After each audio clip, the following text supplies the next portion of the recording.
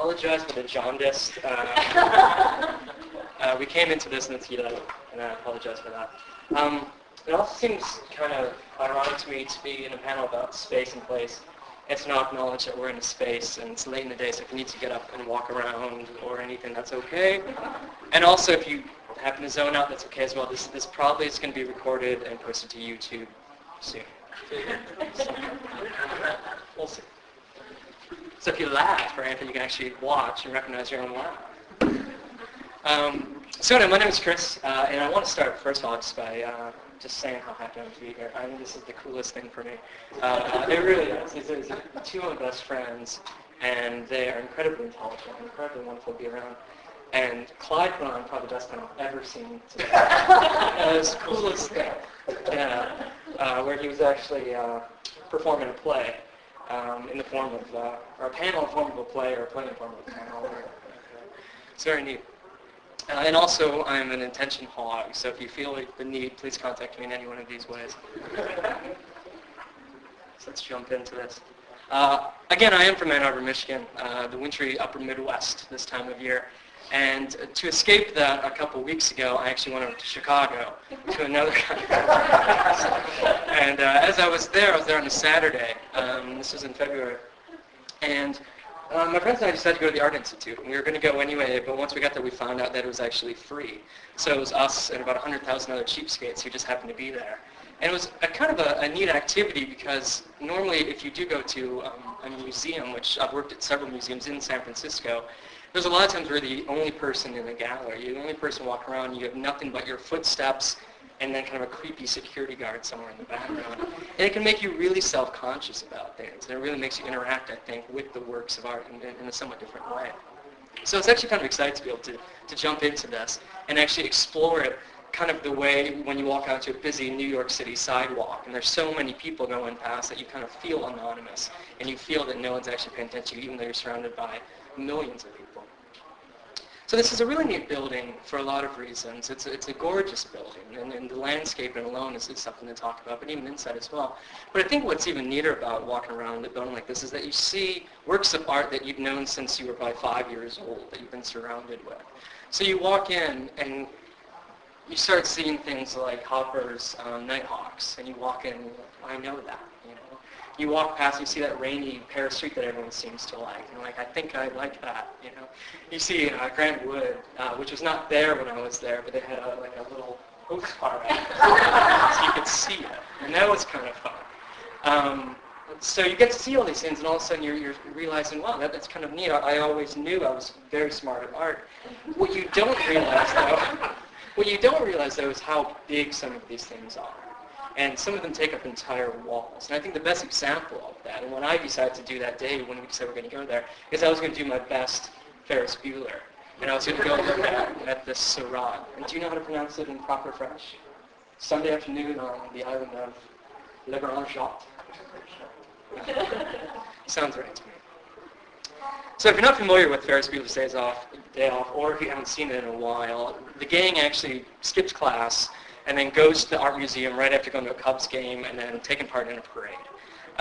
Typical kind of Chicago fare. And as we're there, we see a lot of romance between Ferris and his girlfriend. But in just a beautiful scene, Cameron actually goes and stands in front of this. And there's a beautiful kind of Muzak version of a Smith song playing in the background. And it's just him in the painting. And he's looking directly at the little girl right at the center. And this died. The little girl at the center. So I went there and I attempted to do the same thing. And like I said, I think it was even neater for me because so many people were coming and going that I could do that as hundreds of people probably do on a weekly basis without feeling really self-conscious about it. And it's a really neat activity to do because not only is she the only person in the center of the painting, so you're kind of already focused there anyway. But as you start going closer, you actually do start seeing that, yes, indeed, she is the only person looking at us. And as you get closer, it's a really fun activity for a number of reasons. First of all, it's very reciprocal. She's staring at you, I'm staring at her, we're staring at each other, so there's kind of this reciprocity going on. But there's also kind of a voyeuristic feeling as well, that you get to watch, and you especially get to watch everything else that's going on this island during that time.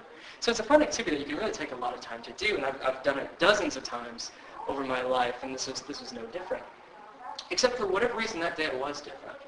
For the first time, for whatever reason, I actually kind of took a step back and started looking around what else was going on in this painting. And for the first time ever, I started looking over the girl's shoulders.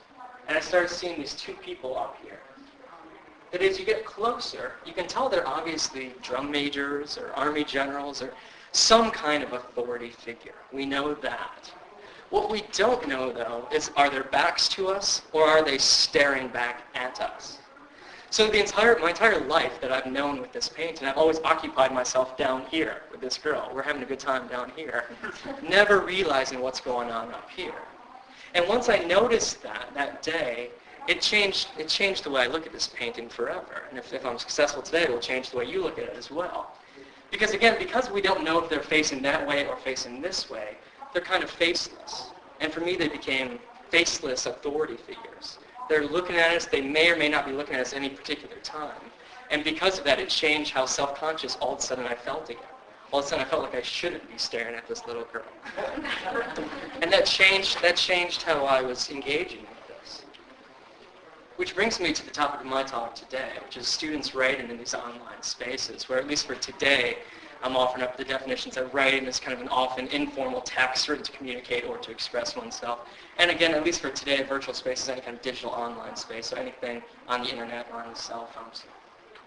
Because there's no doubt, we've been hearing it in our universities, in the classrooms, and probably at CCCC, if you've gone to any panels, that more writing is being done online. There's nothing new about this, and we've all kind of acknowledged it. What we are not necessarily acknowledging, though, is where it's taking place. And in an effort to do that, we've actually come up with this term extracurriculum, which was actually posited, I think, back in 1974 by Arthur Appleby, which was loosely defined as anything that occurred outside of academia. Anything that was outside the classroom is the extracurriculum. And we've been operating under that definition for the past 30 years or so. It's a fine definition. I think it gets us in a lot of places. But I think it also has the unintended consequence of creating this binary between the classroom and everything else. And because of that, I think it's having some unintended consequences of the everything else is not the classroom, therefore it must not be as good. Therefore, we must not necessarily understand what it is. So today what I want to talk about is that compositionists need to avoid these types of binaries, not by trying to define what the extracurriculum is or what it isn't, but mapping what it is, trying to understand the landscape and the geography of what's actually going on in these virtual spaces. Because I think only by doing that can we ever attempt to bring whatever skills and writing is going on in this space into the so-called academic space.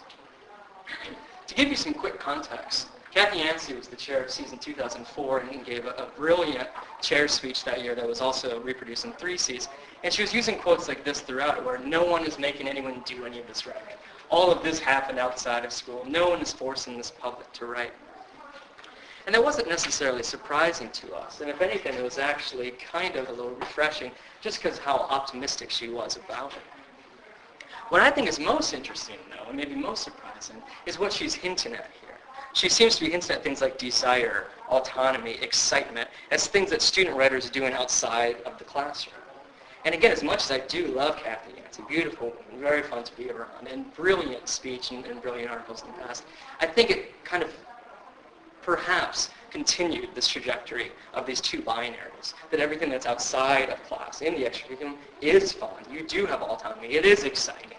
And the classroom remains this other thing that we can only hope to transfer into.